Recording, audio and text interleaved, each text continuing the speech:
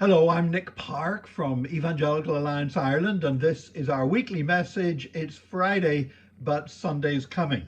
One of the issues that confronts our nation and confronts the church as well is the issue of homelessness.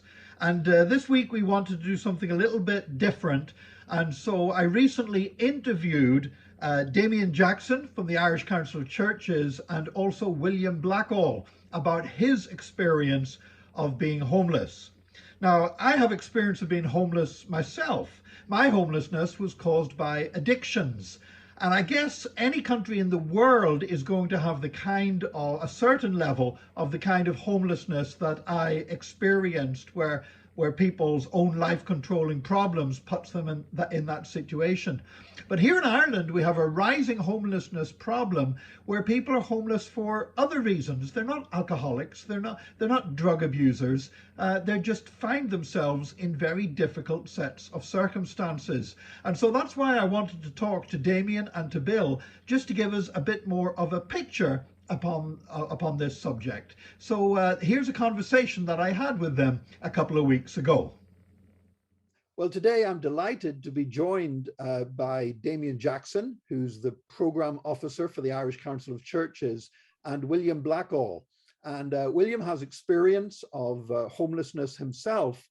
But William, you know, when I talk with you, you don't seem to meet a lot of people's stereotype of how they think a homeless person would be.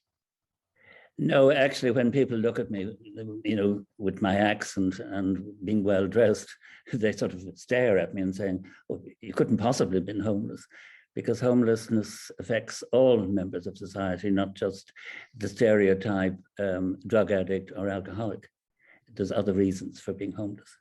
You don't always have to be sleeping on the street, or is that you can be. I know of one man who had a good job, but he was sleeping in his car on the Vicar Road in Dalkey.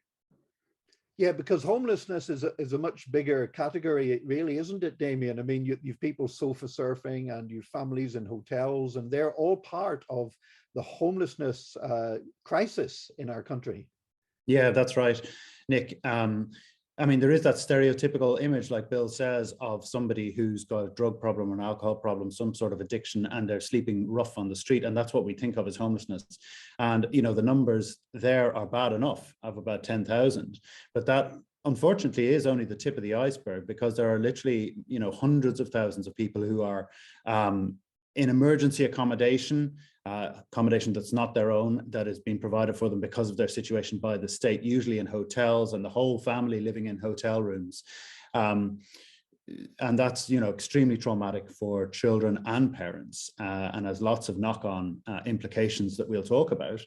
But then there's also hundreds of thousands more, doubtless, who are sofa surfing, sleeping with friends, have nowhere of their own, and perhaps are losing hope that they ever will have a place of their own. So the kind of systemic impact across our society is huge, much bigger than what we normally think of when we think of homelessness. We are more often using the phrase homelessness and housing insecurity, because there are hundreds of thousands of people in housing insecurity, which is endemic in the way our society works at the moment. So, Bill, could you tell us something about your experience? How did you end up being homeless? I ended up being homeless by a series of business crashes. We had a very large, my family business was in the motor industry, and it would turn over about $1 million in the 1970s, and it got too big for my father and it collapsed. And then I went in, I'm a qualified FCA, and I went into a professional company and was made redundant when they declared the whole department redundant. And then I had a business in Hong Kong, and somebody stole from me, and I had to sell my house. I had enough money for about 10 years, and I turned to writing as a way of diverting my mind. And then there was a disastrous situation whereby my father married again 2 years after my mother died in 1981. And after he died, his widow sold it was always the background for me that we had a property in Blackrock, which was worth about 2 to 3 million Irish pounds in those days. And she evicted my aunts and sold it for 400,000. We were all made povertyless, and it was caused a media sensation at the time. Even Channel 4 sent over, did a documentary on it. So that was really my whole security. And then I had enough money, around 20,000 at one stage, but not enough to rent for a long period. I went to the local housing authority. They promised me a place on the 1st of January in 2013. And when I went down, well, about the 2nd of January probably. And when I went down, they reneged on it. And then I became quite ill and I had to squat. Well, not on the street, but in a rather nice gatehouse. Okay, so that actually didn't help. You know what I mean? Because there was no security. I mean, I'll just give you one example how I felt, is that if I was on a Lewis tram, I'd sort of look at the various places and saying, oh God, where am I going to end up? And that's really the sum up of how I felt. Okay. And what for you would have been the major effects on you? What were the things that were the most painful? What were the things that most affected you about being in a homeless situation? The mental stress of not knowing what my future was going to be. And I said, go back to it, I was saying the only thing that really got me out of it was my writing, which something like that, while it doesn't solve any problems, but it just does something to diminish the strain of mental health, on your mental health. Because I gave a talk. I have no regrets, actually, of having been homeless, because it's made me in the position to empathize with those who are homeless, with the result that in September 2019, I gave a public talk that Damian had organized. Peter McVeary was one of the contributors. And my section was the impact of homelessness and mental health. And that's all issues of mental health are very important to me, because I've gone through 2 other experiences.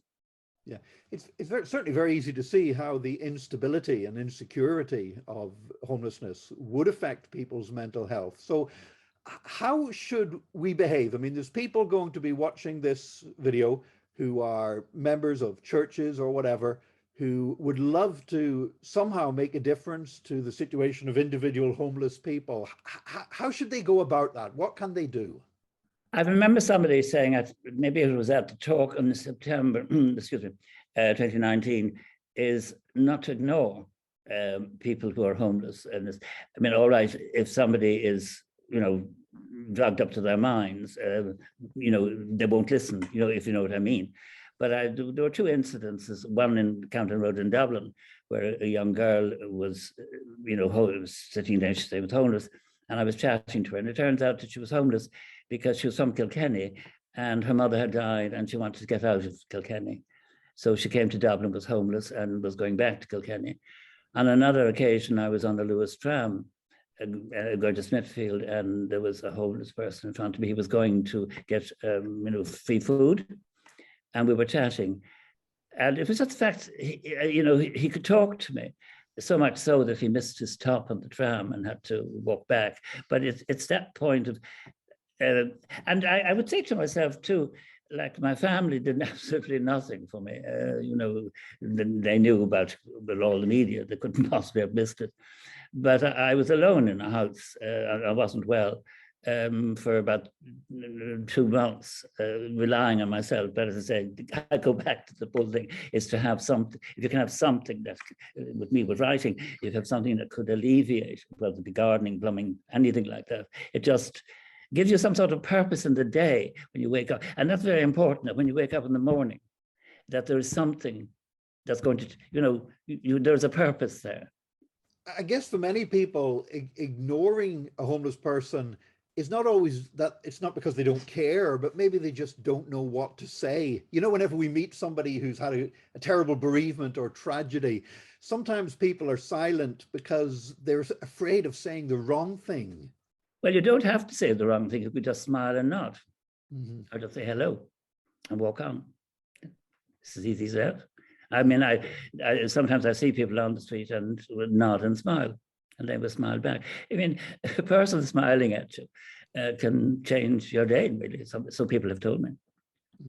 Yeah, I think, Nick, it's just that human encounter, like Bill was saying. Loneliness was an, you know, the most difficult experience for you, and just a little connection with somebody can make all the difference. Sal, I just interrupted for a moment. It's not just loneliness, because when you are homeless, you really, I mean, in my situation, I couldn't really ask members of the family, to put me up or anything like that.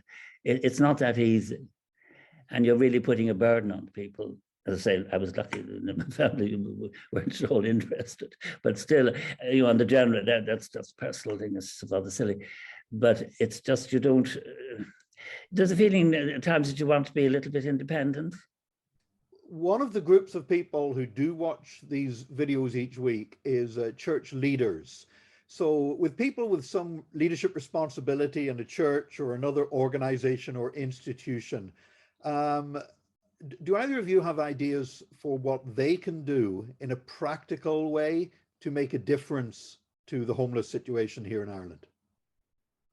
Yeah, Nick, when we developed some resources in 2019 to help churches do exactly this, one of the things that we learned was that I would say there's not a church congregation in Ireland that is unaffected by this issue. There may not be people sleeping rough, there may not be people who don't have a home to live in, but there will certainly be people in every congregation across the country who are anxious and are suffering what we would call housing insecurity. They're worried about making the next rent payment. They're worried about being able to pay the next payment on the mortgage. And when we talk to people who are or have been homeless, again and again, we found it's just one or two unfortunate events can happen. The loss of a job, the breakdown of a relationship, that move people from a situation where everything seems to be perfectly fine to they're worried that they might be, subject to an eviction order or whatever. So it affects everybody, and it's an issue that I think we as churches need to engage with. So we've developed a few resources to help people to begin that journey in their churches. The main one is this, I don't know if you can see it, it's a Bible study resource, which has 6 studies, which is useful for small group work. And it looks both at the biblical imperative that we need to have concern for people who are in situations of vulnerability in our society and of course in our congregations, and also gives examples from people we spoke to about how this happened for them and what's it like in their lives, and pointers towards, well, where can we begin to kind of engage with this. There are other resources on the site that we have, which we'll share the link to, with prayers that you can use, outline of a service kind of that you can use to explore this further and prayerfully in your congregation, as well as a resource that we developed for when there's an election and you can ask politicians canvassing for your vote pertinent questions about what's happening in housing and homelessness. These were developed for elections in 2020, but unfortunately they're still as pertinent now as they were then, these questions. So that's one way that churches can begin to kind of work out how they should engage with this area, where this issue in their area. And to access those resources you've just been talking about, what kind of is there a website that people can go to? Yes, you can go to our website, which is irishchurches.org/homeless. So those resources are available for download there. If you want the booklet, which I would recommend, it's much nicer to be using that. If you're in a study group, you can contact me. It's Damian, Damian @irishchurches.org. But we can put those in the information that goes under the video. Can I just interrupt for myself at the moment? I've been doing a lot of networking among politicians personally, and discovering how good I am at networking. So I've got some high profile people, and I've also been talking to health workers, etc. And I'm still doing it with the idea of getting it out in another way to the general public. So really, for anyone that, because we all, many of us do have contacts, even if it's one step removed, from people that might have influence or authority, as to, you're saying, Bill, to raise the subject with them, push it out there. Well, I have one, my local TD has asked for a link, also a retired editor in the Irish Times, also senator. So, in, shall we say, in cooperation with Damian, I think one could spread I don't know what can be done, but at least get people to talk about it and becoming more of an issue. So I think working in partnership and with yourself could get the word out to, shall we say, a wider and more, wider, I won't say audience, really is where I was running away from. Yeah. Now, obviously, Bill, you're open to talk about your experience of homelessness. Oh, absolutely. And I am too. I had a time when I lived on the streets myself. Yeah. But for a lot of people, there's an awful lot of shame attached to it, isn't there? That oh, yes, of course, because there is a shame, like from the point of view that they feel embarrassed, they feel, they've made a mistake, they feel that people are pointing their finger at me. But I'm a very open person, and because of the disastrous sale of our property, and being interviewed on even on UK Channel 4, I'm much more open. And also too, I'm much more, I'm not embarrassed about it. I think it happened, on a religious point of view, it happened because I'm able now to empathize with people. I think, Bill, Nick, what you're talking about there about shame is a very powerful thing. And certainly that came out in the interviews and discussions we had when we were searching for our resource. And part of that comes from the stigma associated with homelessness because of that very stereotype, which puts the blame for the homelessness on the person who's homeless themselves. Mm-hmm. And that moves attention away from the structures and the systems that we have and the way we run our society, which cause homelessness in the end, which have caused house prices and rental prices to be much higher. Those are as a result of policy decisions that our representatives that we have elected have made. And so your point about contacting politicians is very well made. And that's absolutely something that is a very powerful action that people can take. Politicians do pay attention to that. They want to get elected.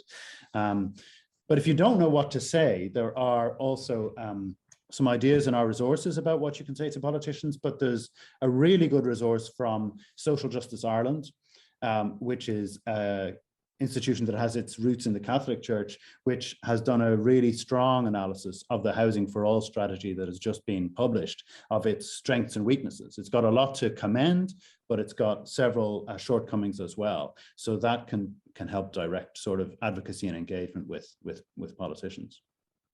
Great. Well, look, Damian, William, thank you so much for joining me today on this EAI video. Thanks very much, Nick. Thank you. I wish we'd had a lot longer to continue that conversation, but I hope that gave you a little bit of an insight of all the different kinds of homelessness that exist in our society, and hopefully give us some pointers on how we can start to do something about it. I would strongly encourage you to check out the churches, irishchurches.org website, and their resources on homelessness. Now, even though this is a massive problem, it's a problem that affects churches, I believe as churches we can be part of the answer to this problem. Why do I believe that? Because it might be Friday, but Sunday's coming.